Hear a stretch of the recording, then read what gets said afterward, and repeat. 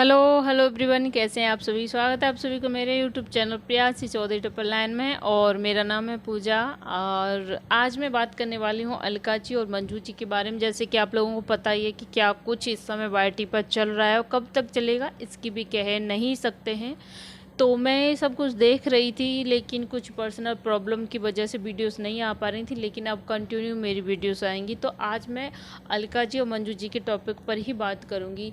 यहाँ पर ना तो मेरी कोई पर्सनल को मेरा कोई पर्सनल हेट ना तो मंजू जी से है और ना ही अलका जी से है। मेरे लिए दोनों बराबर हैं, दोनों समान। ना मेरे किसी से प्यार है ना किसी से मेरी दुश्मनी है।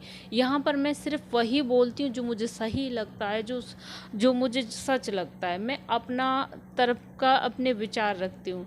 तो मैं यहाँ पे मैं कुछ मंजू जी की गलतियाँ हैं वो भी बताऊँगी और कुछ मंजू जी की अच्छाइयाँ कहीं कुछ जगह मंजू जी सही भी हैं।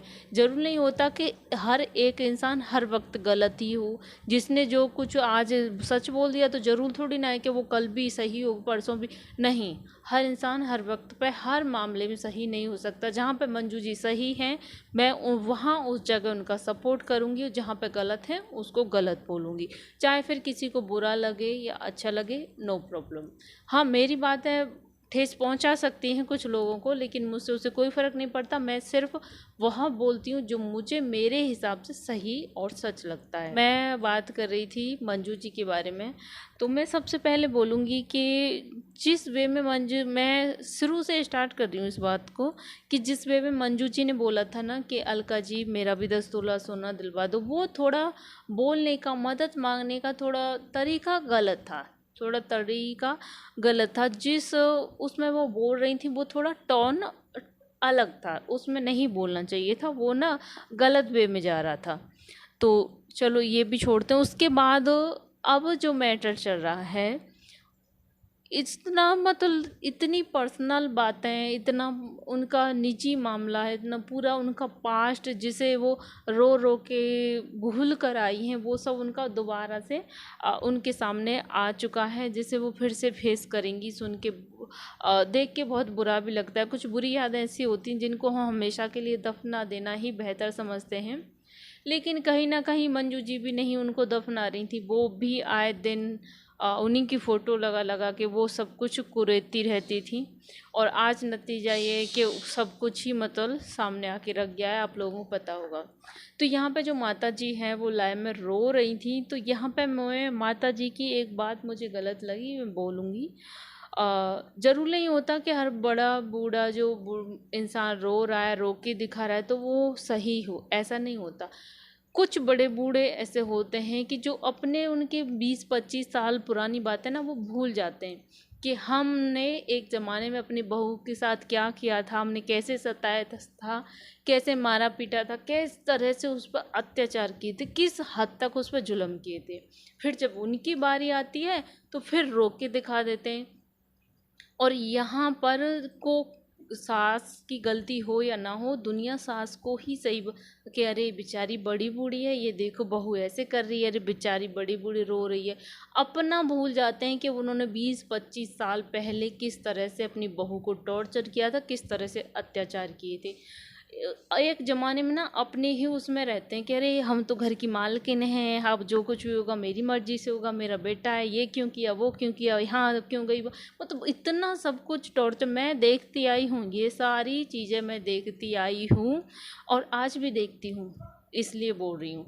ज़रूरी नहीं है कि हर बड़ी बूढ़ी माँ जो रो रही है वो सही हो और बहू गलत ही हो।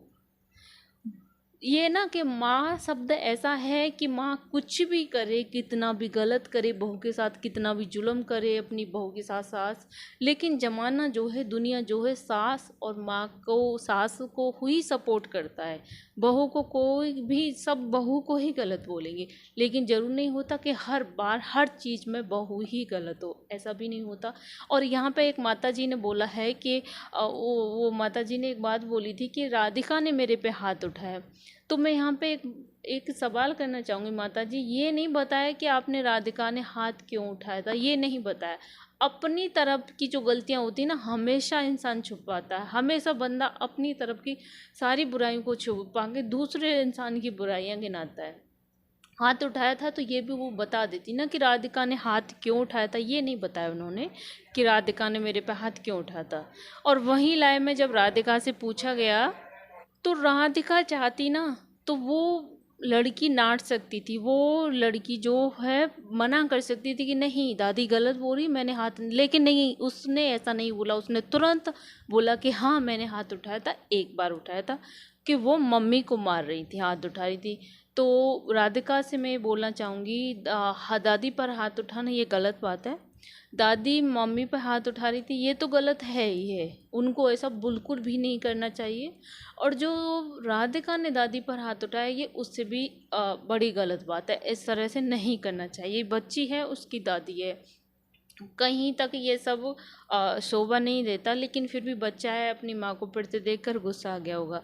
लेकिन उस माँ दादी ने उसकी ने ये नहीं बताया था कि राधिका ने मेरे पे क्यों हाथ उठाया, ठीक है। कोई भी लड़की नहीं चाहती, कोई भी हो, कि मेरी शादी हो, मैं किसी से प्यार करूं, मेरी उससे शादी हो और फिर मैं कुछ दिन बाद उसे तलाक ले लूँगी, फिर शौक चढ़े कि फिर मैं दूसरी शादी करूँगी, फिर उससे भी डिवोर्स लेके अलग रहूँगी। कि मैं, कोई भी की शादी करता है ना तो ये सोच के करता है कि हमारा घर बस जाएगा, हम अपने बच्चों के साथ, अपने पति के साथ, अपने हस्बैंड के साथ खुश रहेंगे। कोई ये सोच कर नहीं करता कि हम उससे डिवोर्स लेके हम ज़िंदगी भर अकेले रोते रहेंगे। लेकिन वो हालात ऐसे हो जाते हैं, कुछ ऐसी समस्याएं बन जाती हैं कि ना चाहते हुए भी अलग होना पड़ता है। लेकिन कोई खुशी से अलग नहीं होता, किसी की खुशी नहीं होती कि इसमें ये है कि उसने उसको लड़की को फंसाया, मंजू ने ये किया वो किया उसके साथ। अरे किसी को शौक नहीं होता, किसी को शौक नहीं होता अपनी लाइफ बर्बाद करने का, अपनी लाइफ को इस तरह से दुनिया के सामने कचड़ा करने का, किसी को शौक नहीं होता। लेकिन कुछ वक्त हालात ऐसे हो जाते हैं कि ये सब कुछ हो जाता है ना चाहते हो। यहाँ पर एक बात भी निकल के आई थी कि जो मंजू जी के जो हस्बैंड थे, जो अभी इस दुनिया में नहीं है, तो कि वो मंजू जी के साथ ही बाहर रहते थे, मंजू जी और वो दोनों। तो उन्होंने उनको इस तरह से परेशान किया अपने हस्बैंड को कि वो नशे में डूबने लगी। तो उन मतलब साफ साफ कहना था कि उन्होंने इतना उनको दुखी कर दिया था, परेशान कर दिया था कि उनके साथ रहते हुए वो नशे की हालत में गई। तो ऐसा ये भी बिल्कुल गलत है, इस तरह का इल्ज़ाम भी लगाना बिल्कुल गलत है। कोई पत्नी नहीं चाहती कि मेरा पति दिन रात नशे में डूबे, कि मैं उसको नशे की आदत डाल। कौन यार, कौन खुश होना चाहेगी। ये सारी जो इल्ज़ाम लग रहे हैं ना ये बहुत ही गलत और बेकार हैं। कि उन्होंने किसी किसी लड़के को प्यार में फंसाया, फिर उसको नशे में फंसाया, नशे की आदत डाली, कि फिर उसको डिवोर्स दिया, फिर उस दूसरी कोई नहीं चाहता ये सब। कौन चाहेगा यार अपनी लाइफ बर्बाद करना, कौन, हर सब चाहते हैं, उसकी दो बेटियां हैं, सब चाहते हैं कि वो अपनी फैमिली परिवार के साथ खुश रहें। लेकिन वक्त ऐसे हो जाते हैं, वक्त के साथ सब कुछ ऐसा हो जाता है। तो थोड़ा सा मामले को समझने की भी कोशिश कीजिए।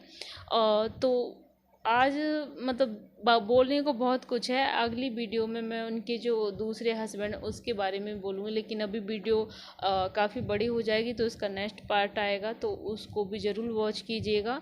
और अपनी राय कमेंट में ज़रूर दीजिएगा कि आप लोगों का क्या कहना है। मिलती हूँ ऐसी किसी नेक्स्ट वीडियो के साथ, तब तक के लिए बाय बाय।